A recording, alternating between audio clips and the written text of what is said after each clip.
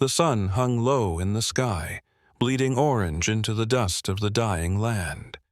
The heat clung to everything like regret, silent, heavy, unrelenting.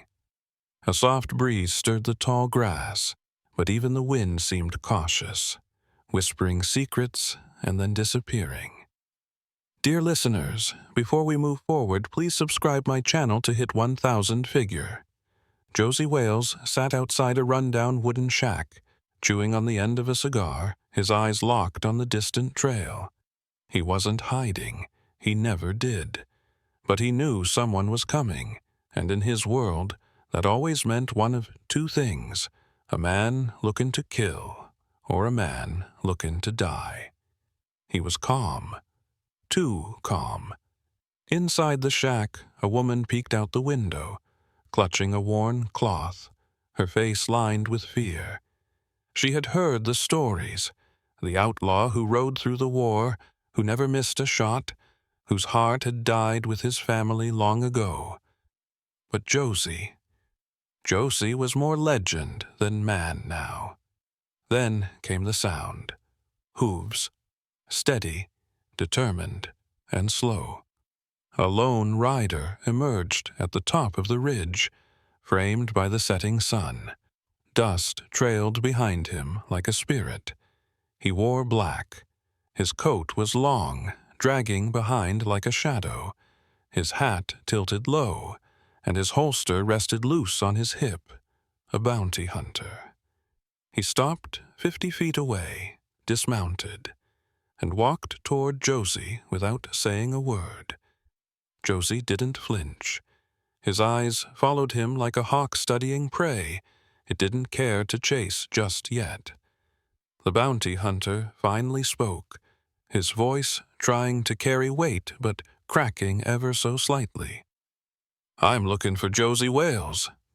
Josie didn't move, didn't blink, just let the silence do the talking. The wind picked up, rustling the grass and the tension alike. The man in black came closer, his boots crunching against the dry earth with each deliberate step, like a countdown to something deadly.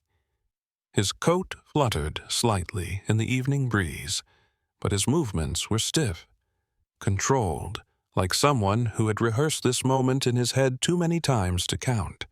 And yet, the way his hand hovered just a little too close to his holster betrayed him. He was nervous, and Josie knew it. Josie slowly removed the cigar from his mouth, exhaled a lazy trail of smoke, and studied the man, not like a threat, but like a problem he had already solved. The bounty hunter stopped just a few paces away now. The distance between them was filled with silence, heat, and the unspoken weight of death.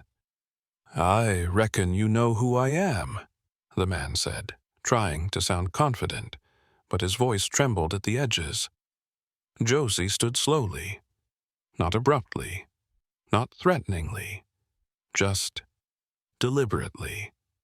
He dusted off his coat as if brushing away more than just dirt, maybe ghosts, maybe blood. He finally looked the man square in the eyes, his expression unreadable, carved from stone. "Don't reckon I care," Josie muttered, voice low and even, like a slow-moving river with a deadly undertow. The bounty hunter cleared his throat. "Name's McKinney. They say you got a price on your head bigger than most men's homes. I aim to collect." The breeze died. Even nature seemed to hold its breath. Josie took a step forward, just one. Enough to make McKinney stiffen ever so slightly. Josie noticed, and something flickered in his eyes, a mix of disappointment and certainty. This wasn't a worthy opponent, just another hungry fool chasing ghosts for gold. Inside the shack, the woman held her breath. Her knuckles whitened as she gripped the window frame. She had seen men like McKinney before, eager, cocky, overconfident, but she had never seen anyone like Josie Wales. "You sure you want to do this?" Josie asked finally, his voice a low rumble of calm violence. McKinney didn't answer. Instead, he slowly unbuckled the flap of his holster, fingers twitching like they had a mind of their own. His face said everything. He didn't want to die, but pride had dragged him too far in to walk away now, and Josie knew that too. Josie tilted his head slightly, eyes narrowing, not in aggression, but like a man examining a watch he already knows is broken. He sighed, almost sadly. "Well, if you're gonna pull that iron, best get to it," Josie whispered, his voice softer now, almost like he was tired of killing. But McKinney still hesitated, and that was his mistake. The wind returned, slow and solemn, moving like an unseen ghost between the two men. Dust curled around their boots. McKinney's jaw tightened, sweat beginning to form just under his hat brim. The silence was deafening now. Even the birds had stopped singing, as if nature itself knew a storm was about to break. Josie Wales didn't move. Not a twitch, not a blink. He just stood there, his eyes locked onto McKinney like a wolf eyeing a rabbit that thinks it's a lion. McKinney's fingers inched closer to his gun. His breath quickened, his lips parted just slightly. His knees bent a hair's width. His body screamed, "Do it now!" But his soul screamed louder, "Run!" And then it happened. In a flash that couldn't have lasted more than a heartbeat, McKinney drew. But he was already too late. Josie's hand moved faster than thought, not rushed, not wild, just precise. Like he'd done this 1,000 times. Like muscle memory born from blood and loss. His Colt .45 was in his hand before McKinney's even cleared the holster. 2 shots. Bang, bang, no flare, no extra movement, just brutal efficiency. McKinney's body jolted as both bullets hit center mass, clean, deadly, final. The bounty hunter staggered backward, his mouth opening as if to speak, but all that came was a shallow gasp. His gun clattered to the ground beside him, useless now. His knees buckled. He dropped to the dirt like a marionette whose strings had been cut. Josie stood motionless, revolver still aimed, smoke curling lazily from the barrel. His face was unreadable, not triumph, not rage, just stillness, like he'd swatted a fly. The woman inside the shack slowly stepped out, her hand over her mouth. She had seen the whole thing, but it was still hard to believe how fast it had all ended. McKinney lay in the dust, blinking up at the sky, life slipping from his eyes. Josie finally walked over to him, not with urgency, but with that same slow, steady pace. He looked down at the dying man, whose chest was rising in shallow, jerky breaths. The moment was heavy, like the earth itself was listening. Then, calm as ever, Josie looked him dead in the eye, crouched slightly, and delivered the line that would become legend. "Dyin' ain't much of a livin', boy." McKinney's eyes twitched. He wanted to reply, but the darkness had already taken root. A final breath escaped his lungs, and then nothing. Josie stood back up, holstered his gun, and walked away, the moment already behind him. The wind had stilled again, as if the earth itself mourned yet another death on its soil.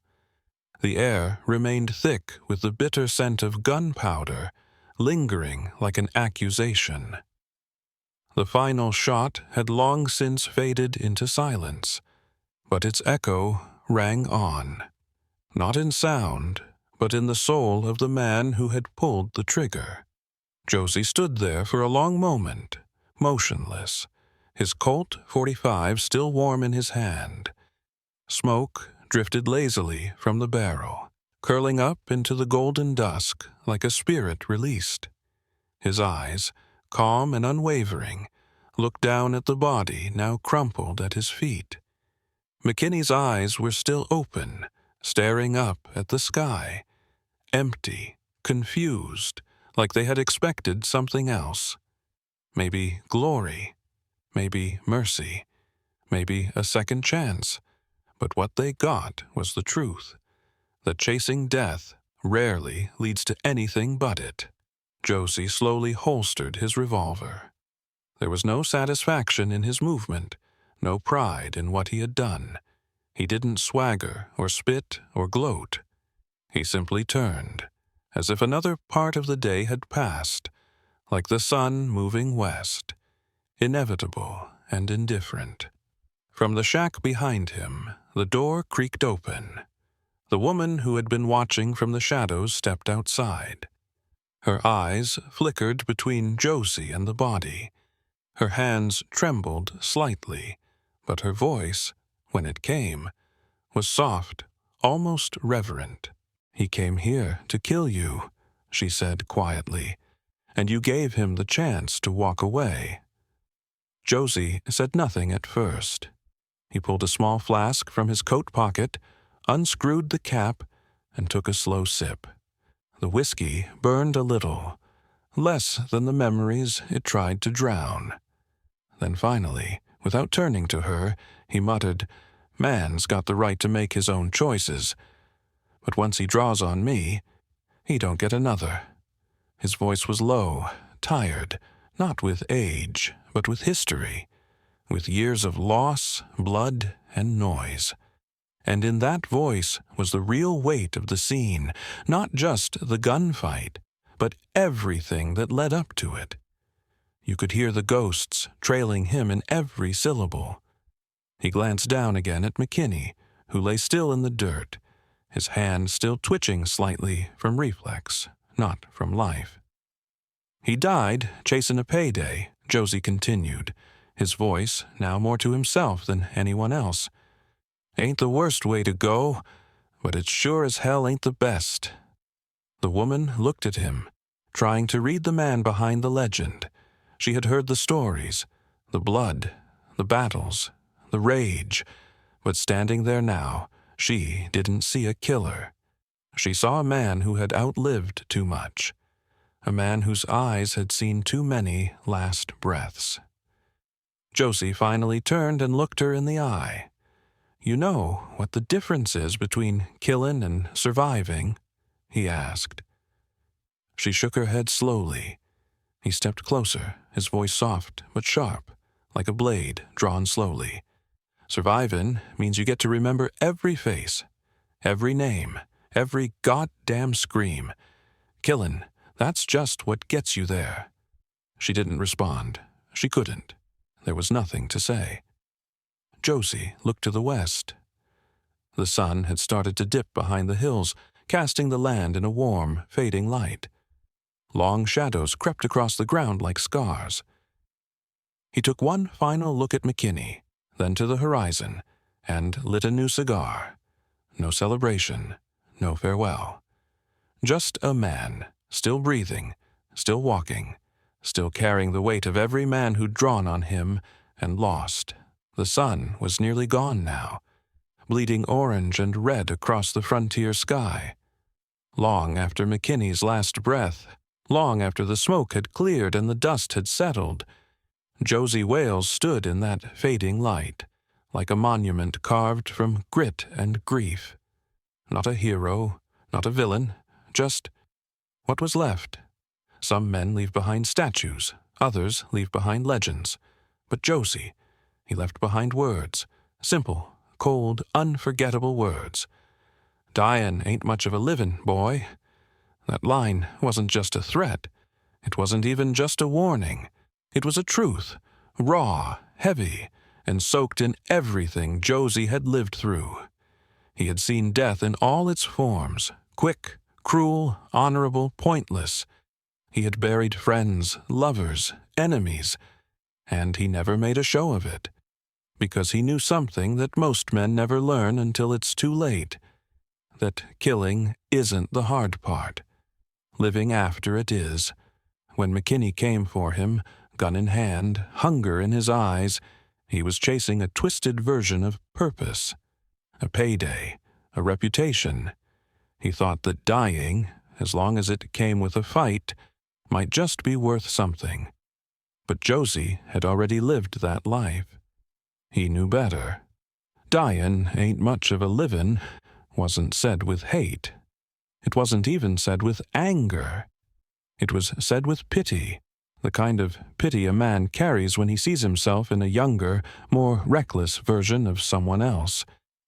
A man who still thought there was something noble in the gun. And that's why, when people hear that line today, in clips, in edits, in reels that go viral again and again, it hits something deep.